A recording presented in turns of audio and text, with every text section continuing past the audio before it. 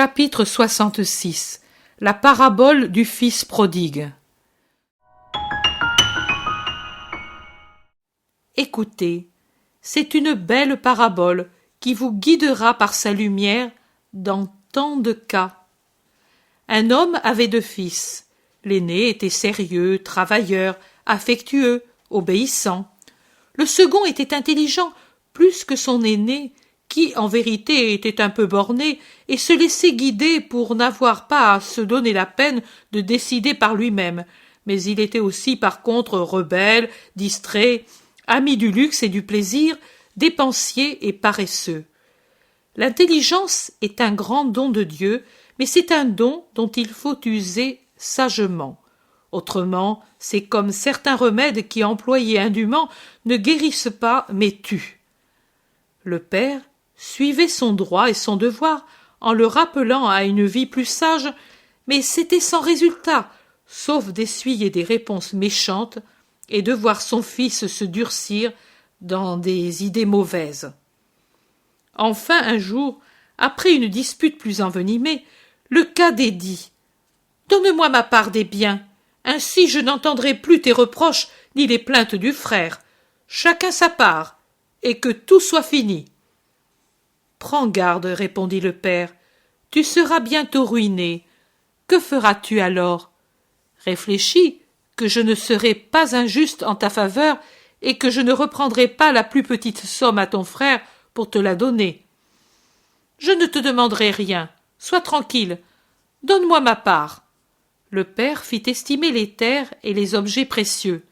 Après avoir constaté que l'argent et les bijoux avaient autant de valeur que les terres, il donna à l'aîné les champs et les vignes, les troupeaux et les oliviers, et au cadet il donna l'argent et les bijoux que le cadet vendit tout de suite pour avoir tout en argent.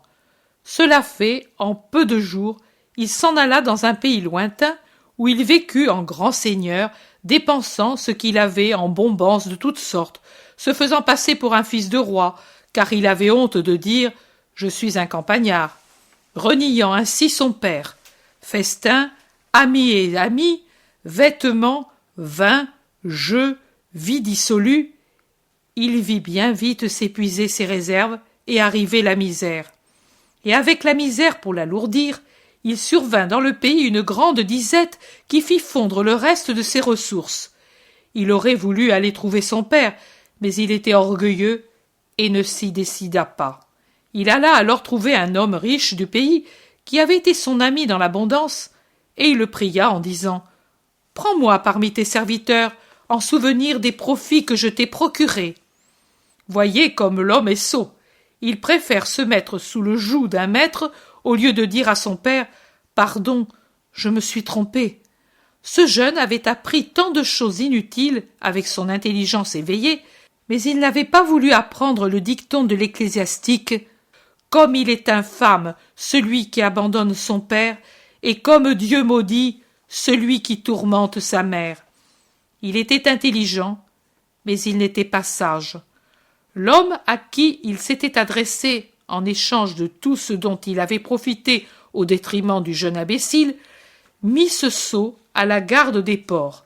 Il était en effet dans un pays païen où il y avait beaucoup de porcs.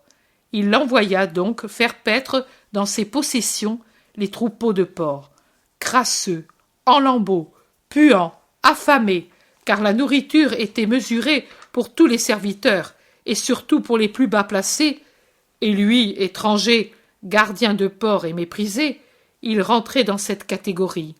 Il voyait les porcs se rassasier de glands, et il soupirait « Si je pouvais au moins m'emplir le ventre de ces fruits, mais ils sont trop amers. La faim elle-même ne me les fait pas trouver bons. » Et il pleurait en pensant aux riches festins de satrapes qu'il avait fait peu de temps avant au milieu des rires, des chants, des danses. Et puis il pensait aux honnêtes repas abondants de sa maison lointaine, aux portions que le père faisait pour tous impartialement, ne gardant pour lui que la plus petite, heureux de voir le sain appétit de ses fils. Et il pensait aussi aux portions que ce juste faisait pour ses serviteurs, et il soupirait. Les domestiques de mon père Même les plus bas placés ont du pain en abondance. Et moi ici, je meurs de faim. » Un long travail de réflexion, une longue lutte pour briser l'orgueil. Enfin, vint le jour où, revenu à l'humilité et à la sagesse, il se leva et dit « Je vais trouver mon père. C'est une sottise cet orgueil qui me tient captif. Et de quoi ? Pourquoi souffrir en mon corps et plus encore en mon cœur, alors que je peux obtenir le pardon et le soulagement ? Je vais trouver mon père. C'est dit. Que lui dirai-je ? Mais me voici dans cette abjection, dans ces ordures, mordu par la faim. Je lui dirai « Père, j'ai péché contre le ciel et contre toi. Je ne suis plus digne d'être appelé ton fils. Traite-moi donc comme le dernier de tes serviteurs, mais tolère-moi sous ton toit, que je te vois passer. » Je ne pourrai lui dire « Parce que je t'aime », il ne le croirait pas. Mais ma vie le lui dira, et lui le comprendra, et avant de mourir, il me bénira encore. Oh, je l'espère, parce que mon père m'aime. Et revenu le soir au pays, il prit congé du maître, et mendiant le long du chemin, il revint à sa maison.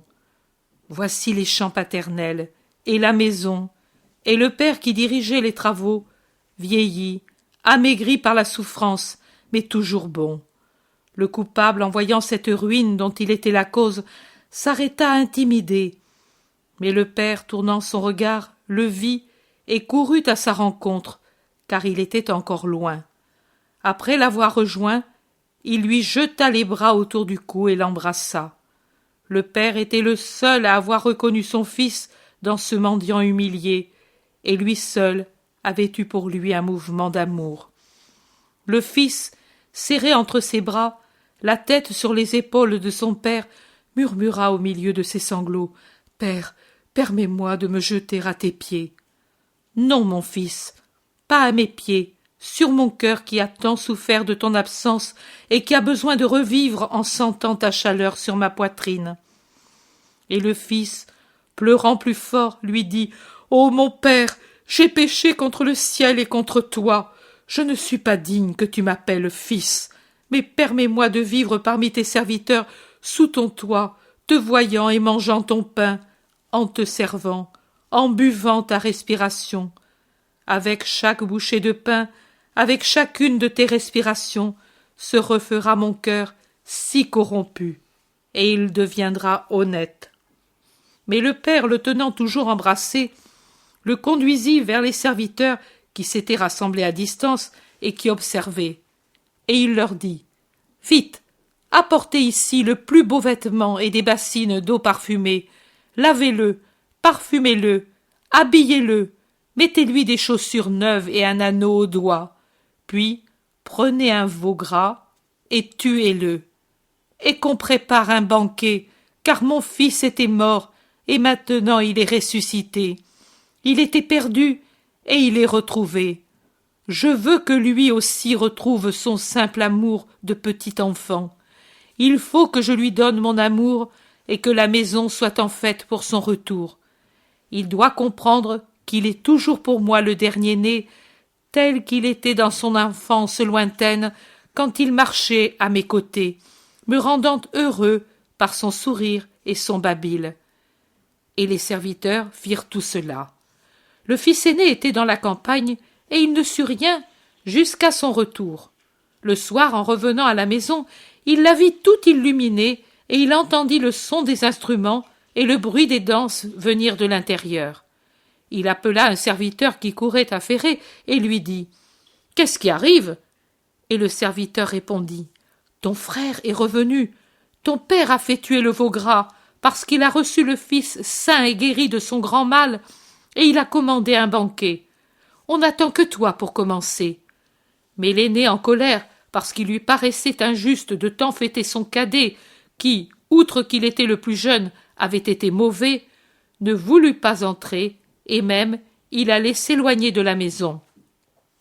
Mais le père, quand il en fut averti, courut dehors et le rejoignit, essayant de le convaincre et le priant de ne pas assombrir sa joie. L'aîné répondit à son père « Et tu veux que moi, je n'en sois pas fâché. Tu es injuste et méprisant à l'égard de ton aîné. Moi, dès que j'ai pu travailler, je t'ai servi, et cela fait bien des années. Je n'ai jamais transgressé tes ordres, ni même négligé tes désirs.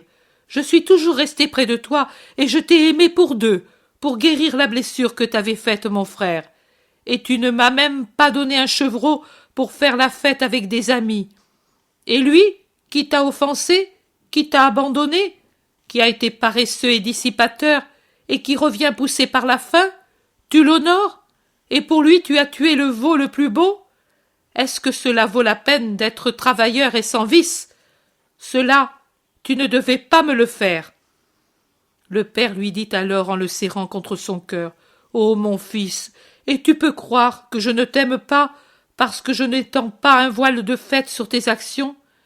Tes actions sont saintes par elles-mêmes, et le monde te loue pour elles.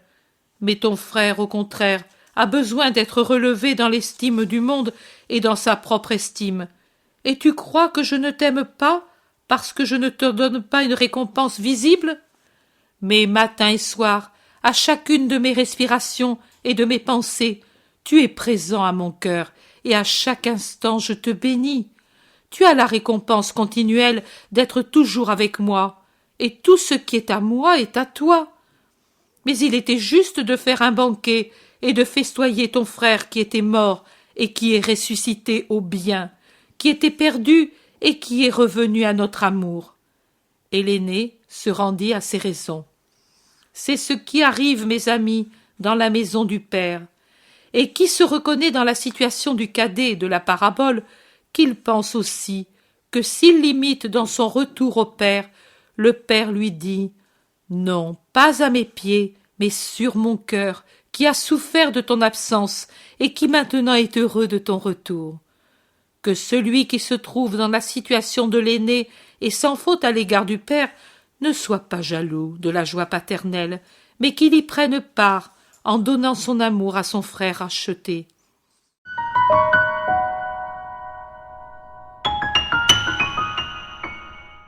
L'intérêt pour les écrits de Maria Valtorta ne cesse de grandir. Et les fruits récoltés, vocation, conversion, sont immenses. Visionnaire de la vie du Christ, de la conception de Marie jusqu'au début de l'Église, sa description des personnages, de leur psychologie, la précision des lieux où ils évoluent, des coutumes et mœurs de l'époque, est proprement sidérante et à ce jour inégalée.